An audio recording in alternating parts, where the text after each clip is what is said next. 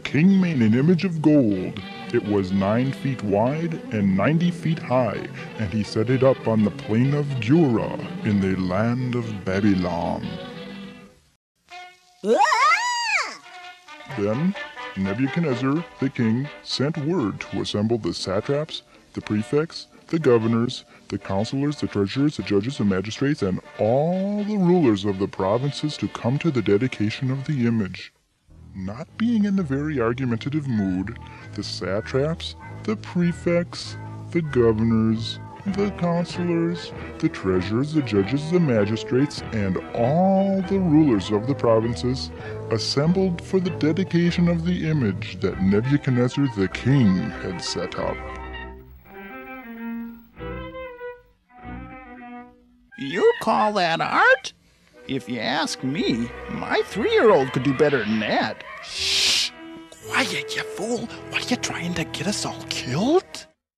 Then the herald loudly proclaimed, "To you the command is given, O peoples, nations, and men of every language, that at the moment you hear the sound of the horn, flute, lyre, trigon, psaltery, bagpipe,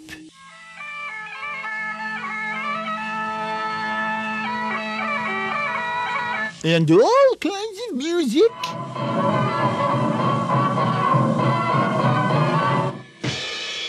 you are to fall down and worship the golden image that Nebuchadnezzar the king has set up. But whoever does not fall down and worship shall be cast immediately into a furnace of blazing fire."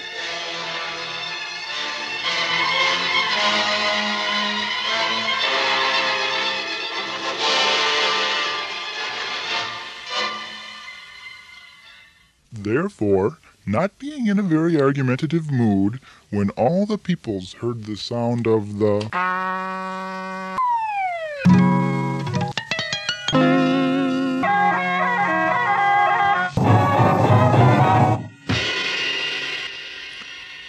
all the peoples, nations, and men of every language fell down and worshipped the golden image that Nebuchadnezzar the king had set up.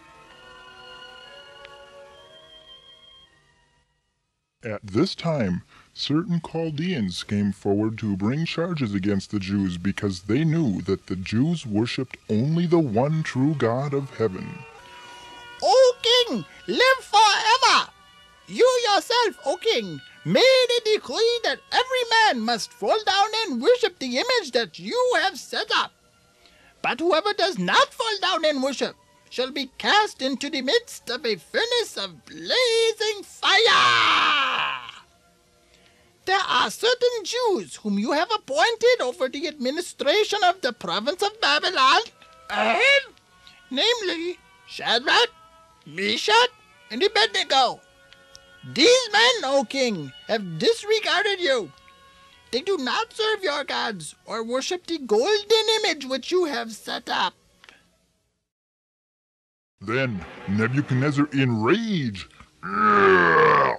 and in anger, gave orders to bring Shadrach, Meshach, and Abednego.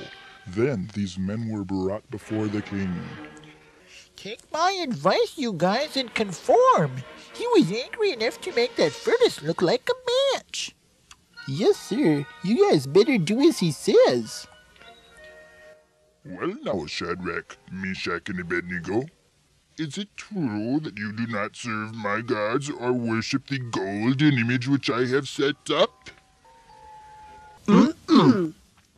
Well now, let's see. I am a reasonable man. Now if you are ready, at the moment you hear the sound of the horn, the flute...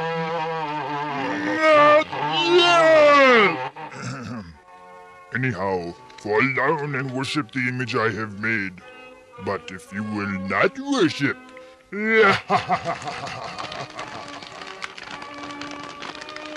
Then Shadrach, Meshach, and Abednego answered and said to the king, O King Nebuchadnezzar, we do not need to give you an answer concerning this. If it be so, our God, whom we serve, is able to deliver us from the furnace of blazing fire, and he will deliver us from your hand, O King.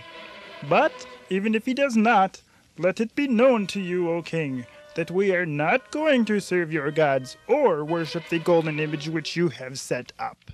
Then Nebuchadnezzar was filled with wrath, and his facial expression was altered towards Shadrach, Meshach, and Abednego. He answered by giving the orders to heat the furnace 7 times more than usual. Warriors! Where are my valiant warriors? Tie these men up in their trousers, their coats, their caps, their other clothes, and all kinds of things and stuff like that there. Into the fire!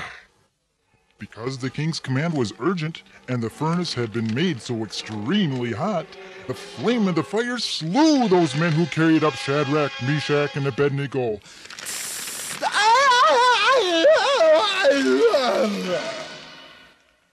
But these 3 men fell into the midst of the furnace of blazing fire, still tied up. The king was astounded and stood up in haste. Was it not 3 men we cast bound into the midst of the fire? Certainly, O king. But look, I see 4 men loosed walking about in the midst of the fire without harm, and the appearance of the 4th is like a son of the gods. Nebuchadnezzar came near to the door of the furnace and called out, Shadrach, Meshach, and Abednego, come out, you servants of the Most High God, and come here. And the satraps, the prefects, the governors, and the king's high officials gathered around and saw that the fire had no effect on the bodies of these men, nor was the hair of their heads singed, nor were their trousers damaged, nor had the smell of fire even come upon them. Nebuchadnezzar responded and said, Blessed be the God of Shadrach, Meshach, and Abednego, who has sent his angel and delivered his servants who put their trust in him, violating the king's command, but yielding up their own bodies so as not to serve or worship any god except their own God. Therefore, I make a decree that any people's, nation, or tongue that speaks anything offensive against the God of Shadrach, Meshach, and Abednego shall be torn limb from limb, and their houses reduced to a rubbish heap. Inasmuch as there is no God who is able to deliver in this way. Looks like the god knocked our Babylonian big shot down a few notches, Ziploc. You said it, Ebenezer. Then the king caused Shadrach, Meshach, and Abednego to prosper in the land of Babylon.